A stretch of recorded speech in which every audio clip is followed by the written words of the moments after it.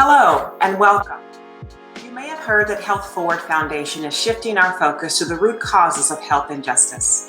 Our aim is to become a national model for health equity through economic inclusion. To dig deeper on what this means for Health Forward and our partners, I sat down with Geoff Jolley, Executive Director of the Local Initiative Support Corporation, also known as LISC. Geoff leads a team that works to forge resilient and inclusive communities of opportunity. Here's my conversation with Geoff. Enjoy.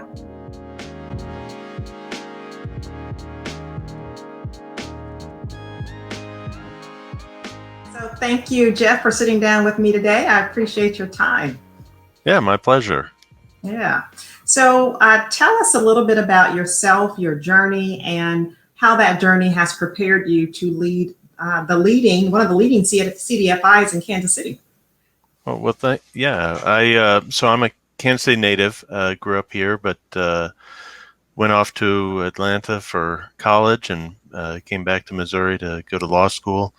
I was interested in public policy work and joined the efforts of Congressman Emanuel Cleaver right out of law school. So served with him for almost 14 years as his district director and general counsel.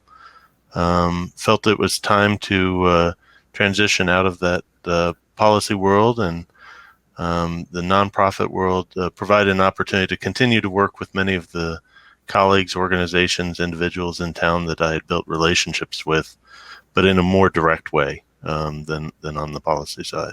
And so I'm really excited about the opportunity to be at LISC. I've been there now about 15 months, so still learning my way, but appreciate the chance to visit with you. Absolutely. And I'm sure a lot of the relationships that you amassed while with Congressman Cleaver have been helpful in your new role at LISC. So first, I think it's important that we explain what a CDFI is, a Community Development Financial Institution. Sure.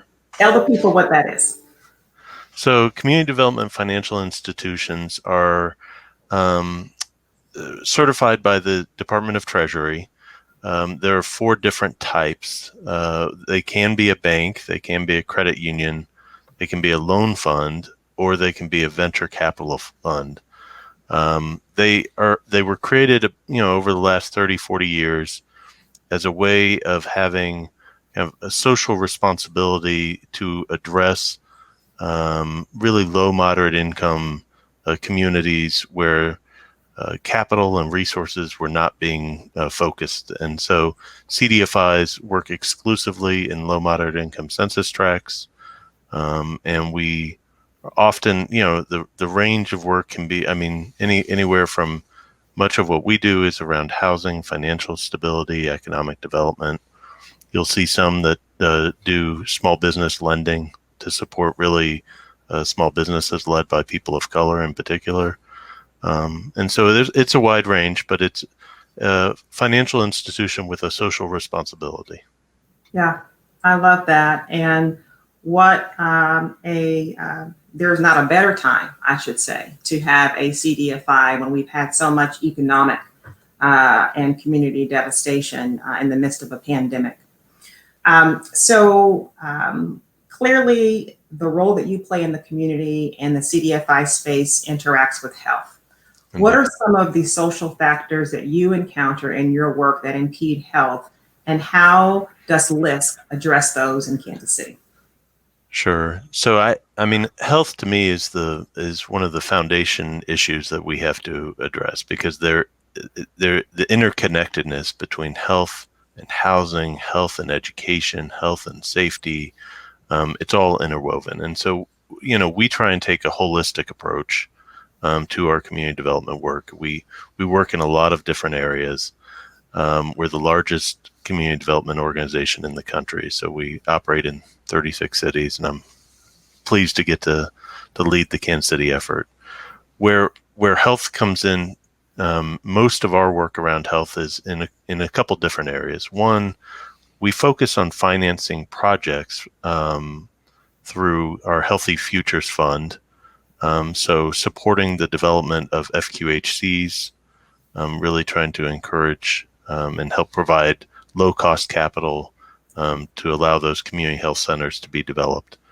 Another area is that we support is through the CDFI fund, some resources around access to healthy foods.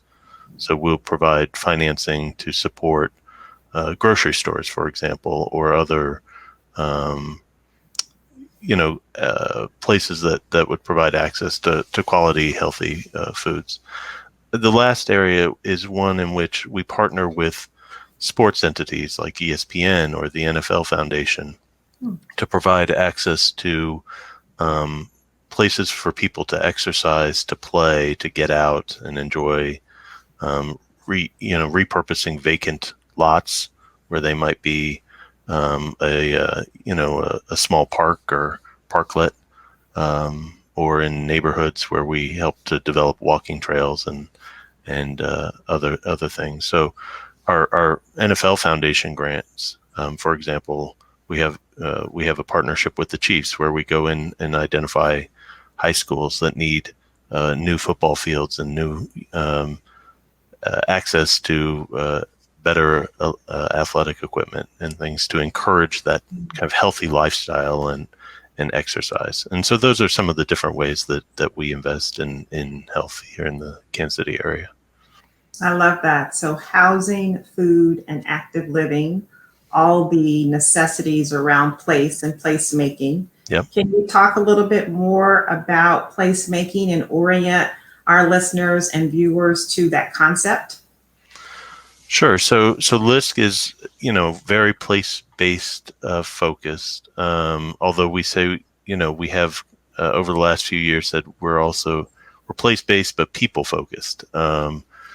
We really try and go into communities and work at a very deep level with the residents, the neighborhood associations, the community-based organizations that are on the ground, and say, what do you need? We're not here to prescribe any sort of solutions. We're here to listen, to say, how can we be supportive, and then take it upon ourselves to go identify some of the resources that would be needed to accomplish their goals. Mm-hmm. And what we have found is that by being intentional about focusing on specific places at one time, you have a better chance of getting kind of over that hump of making really a more transformational achievements. Not just we're not interested in kind of rehabbing one house and then walking away. But making sure that we can stabilize a neighborhood or really invest in a neighborhood and a place over the long term to see the real accomplishments, because nothing happens quickly. When you're dealing with community development. It takes a commitment and a long investment of time and resources. Yeah, and you have to have a longitudinal orientation in doing that. So LISC has contributed to so much community development in Kansas City. Tell us about one or two of your favorite projects. Might be what you're working on now. Could even be what LISC has accomplished before you arrived. Whatever you want to point to. Sure. I mean, I think there's a number of projects that I'm very excited about. Many did happen before I arrived, but part of what drew me to LISC. So there's a project downtown KCK, the Merck Co-op grocery store, that we're very proud of. So this was an effort that the residents really of Wyandotte County and Kansas City, Kansas, had long been saying we wanted a full service grocery store in downtown to serve, as you know, the neighborhoods abut right up against the downtown district in Kansas City, Kansas. And for over 10 years, residents in the city had been trying to find a way to get a grocery store in downtown. LISC was able, thanks to the leadership in Wyandotte County, but also the residents and some of our fellow financial institutions, able to come in and provide some low-cost capital. So Wyandotte County issued GO bonds to purchase and build the Merck Co-op. LISC purchased those bonds from Wyandotte County to give them the financing to make it happen. And so now to go into the store and see it there and see it bustling, is really quite rewarding, because that was a project that I had been hearing about even before my time at LISC.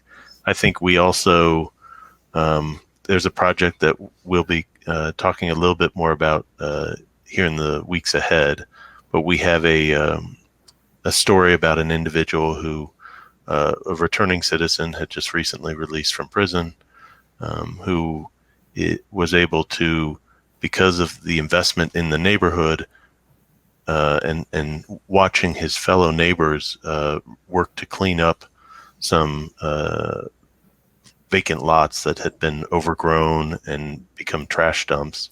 He jumped in, started volunteering his time, led him to starting to do some minor home repair on neighbors' properties. That led him to get visit frequently the local hardware store, where then they offered him a job. And so just by the investment in the community and the interest of his neighbors in including him, but also giving him that opportunity, he's now working a full-time job where he had been just out of prison and wasn't sure what he was going to do. And so I think it's stories like that that really give us hope in our work, and keep us going every day. Yeah, I love that. That's exactly what you all are purposed to do, is generate community development that also lifts the people in the community and bolsters their economic opportunity as well. Wonderful. Well, and I would just say, none of that is possible without kind of financial support and resources and investments by, local philanthropy and corporations and organizations. Health Forward Foundation is certainly at the leading forefront of that work. Yeah. Well, thank you. Thank you for being a partner with us in this work. This is not easy work. None of us can do it alone, and we really rely on organizations like LISC. So thank you for that. Sure. You all are also centering diversity, equity, and inclusion in your work going forward. Much of it is inherent in what you do and where you do it. Mm-hmm. So that's great. What should we know about LISC and your diversity, equity, inclusion journey and its relationship to community development? Sure. So this is an area that's important to me. Somebody having come out of, like I mentioned earlier, going to school in Atlanta. So I studied African American studies when I was in college. I had the pleasure of working for, a popular Black elected official who grew up in public housing. Actually started the first 7 years of his life in a shack with no running water, and then moved to public housing. And then to see him move on to pursue a career with him and his sisters all getting college education, him becoming the first Black mayor of Kansas City and the second Black member of Congress from this area, was really inspiring to me. And so our work is not new to LISC in the diversity, equity, inclusion, and we include justice. So we say DEIJ, because we think it's important to talk about some of the racial, social justice issues as well. We did a internal review a couple years ago of some of our work to identify, like many, where we have room for improvement in our internal operations, but also in our relationships with our external partners. And so how can we do a better job of making sure that part of our mission is to help support the creation, for example, wealth building efforts in the community? How can we do more to support small vendors, run by people of color? How can we do more to amplify the work of nonprofits that are BIPOC led? And so we've been pretty intentional about that review, but it's a journey, and we're committed to raising the issue. We're committed to trying to be at the forefront and talk about equity as often as we can. We're never going to make the changes in our community that are needed if we can't have these difficult conversations. Yeah, indeed.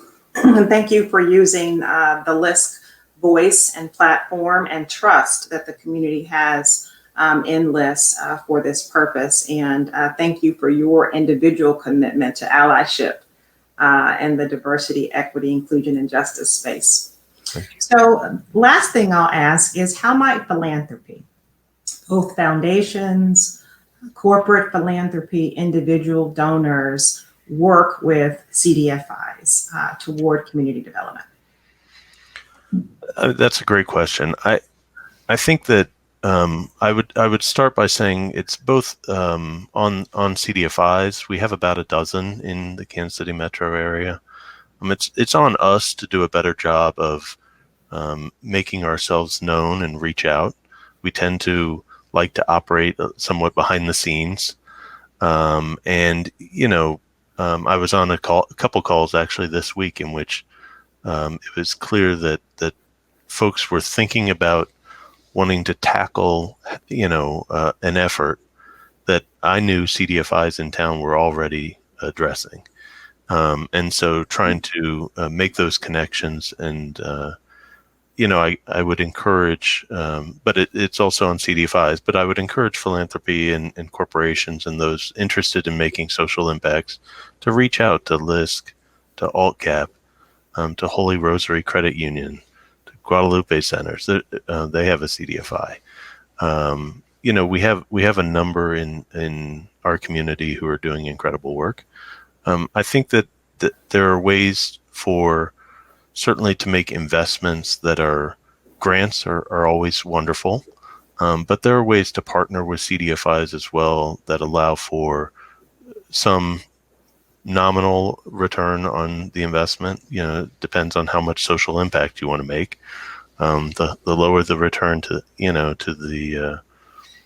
the foundation or corporation, the better the CDFI can put the money out into the community at a lower rate.